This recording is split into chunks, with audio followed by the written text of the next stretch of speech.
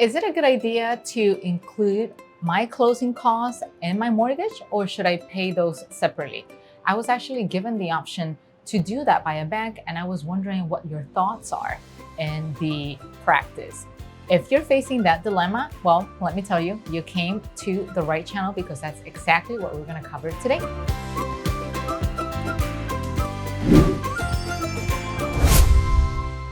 Hello, everyone, and welcome back to another episode at Nova Rice Invest.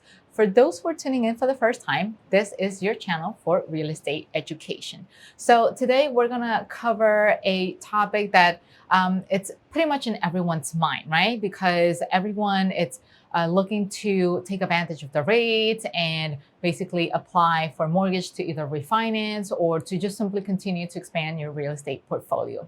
And a lot of you had sent me messages asking me if it would be a good idea to basically just save your cash and just include those closing costs in your mortgage so that you can pay those over time and not having to worry about that today. And you're actually wondering if it's a good idea to do so or not. So I'm here to tell you that it will actually depend. Yes, that's the beauty of real estate. Everything is so versatile. It allows you to basically be creative and take into account your circumstances and see what's the best strategy that you can apply for yourself. And in order to help you visualize that, what we're going to do, we're going to jump straight into my iPad. All right, so now that we're here, let's just do this. Let's draw a timeline from the very beginning. So we set step one all the way to the end, right? And if you're very new to real estate and you've never heard about the term closing costs, don't worry, I'm going to leave you a link down here in the description box to an episode where I talk about that more in depth. But in the meantime, do not leave this episode. Stay tuned here so you can actually maximize your learning. And then at the end of the episode, you can actually go and check it out, right? So back to my iPad. So we have the screen right here. And the first point when you buy a house, what's the first thing you need to do? You need to come up with the down payment, right? So what's the thing about down payments is that the money that you put in towards that, it's going to go towards the equity of your house. What do I mean by that? So let's say, for example, you found a house, a great house for investment, and the asking price is $200,000, right? And the bank is saying, yes, we're going to help you finance it as long as you put down 20%. So 20% of 200,000, that's $40,000. And that means that when you put down $40,000, the bank is going to help you finance the remaining 160,000. So this becomes your mortgage. And this amount right here is the capital that belongs to you, right? Now, let's say you do all the process that entails in getting a mortgage created. You go through your appraisal, you go through whatever is it that you need to do, and then you make it all the way up to the end, and now you have the closing costs. So the closing cost, it's somewhere around 3 to 5% of the purchase price. So let's say to find the middle ground, 4%.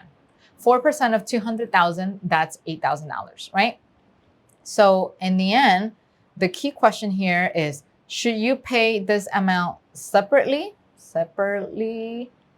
or should you pay them as part of your mortgage, right? So if you're including that as part of your mortgage, that means what you're financing is not 160,000. What you're financing at the end, it's 168,000, which also means that you're going to wind up paying interest not on the 160,000 amount, but you're going to pay interest on this amount because you're including the closing costs in the mortgage, right? And you might be wondering, okay, is it really advantageous? Should I do that in the end? Yes or no? And once again, the answer will depend. So let's just look at comparison here, right? It depends on a couple of factors. So let's say we have yes, include the closing costs as part of your mortgage, and no, do not include the closing costs. So what will be a scenario where you will in fact include the closing costs as part of your mortgage? Well, if you're buying an investment property. So investment, why? Because of the United States tax code. So when you are, and I've said this over and over again, when you're investing in real estate as an actual investment for rental, not for you to live, but just to make money off of it and create cash flow, you're running your real estate portfolio as a business, right? You put your property into an LLC. And if this is the first time you're hearing about an LLC, don't worry. I'm also going to leave you a link down below in the description box so you can actually check out that episode.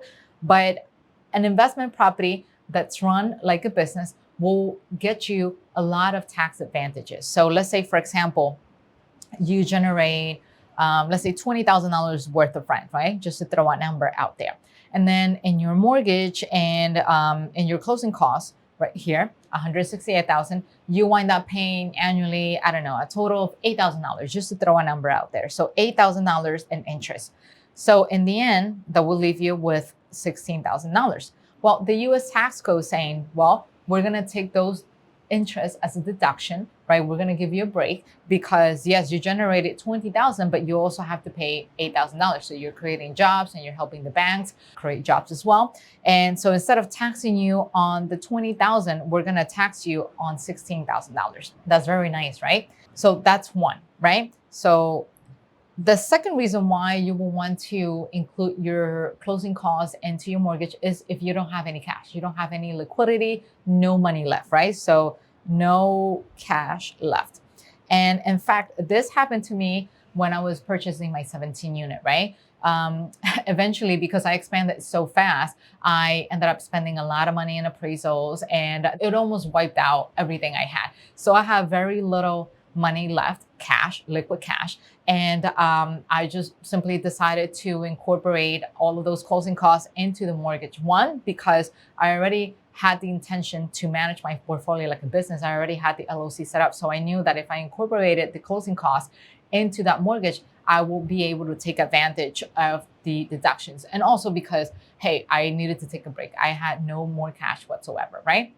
So that's on the yes side. Yes, include those in the closing costs. Now we're going to move on to when is it not a good idea to include the closing costs as part of your mortgage. But before we do that, if you're enjoying this episode and you're finding this useful, do not forget to hit the like button right here below so you can help this channel rank and this episode in particular so you can help other people like you who are looking for this type of information. So now back to the tablet.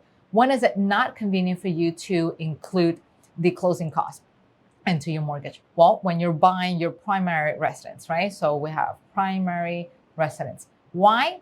Because here's the difference between your primary residence and investment property. When you're investing in an investment property, you're not the one paying your mortgage or the interest. Your tenant is, right? You are collecting money because you're running a business. So whatever you get from that rent is what you're going to utilize to pay for that debt. So that money is not necessarily coming out of your pocket. But when you're buying your primary residence, the principal pay down, it's coming out of your pocket, and also the interest on that mortgage and the closing costs right here, it's also coming out from your pocket. So you definitely do not want to pay extra on that. And in addition to that, you don't get that same deduction that you will normally receive in your investment portfolio.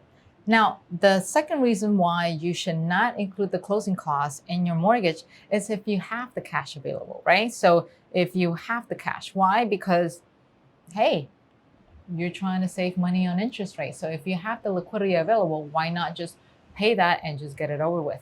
Now, I know sometimes you might not have the option to pay the cash, or maybe you have some, but not enough. That's when you actually leverage credit cards at 0% interest. And if you have no idea what I'm talking about, don't worry. I'm going to leave you a link down here below so you can actually check out an episode that's going to complement this subject right here.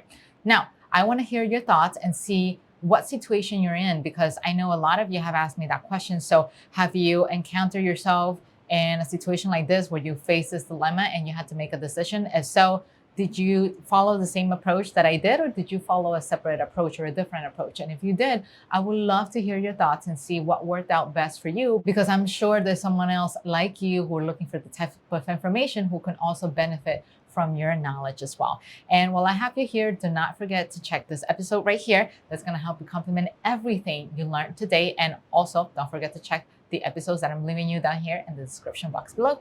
And that's pretty much all I have for you today. And I'll see you next time. Until then, take care. Bye-bye.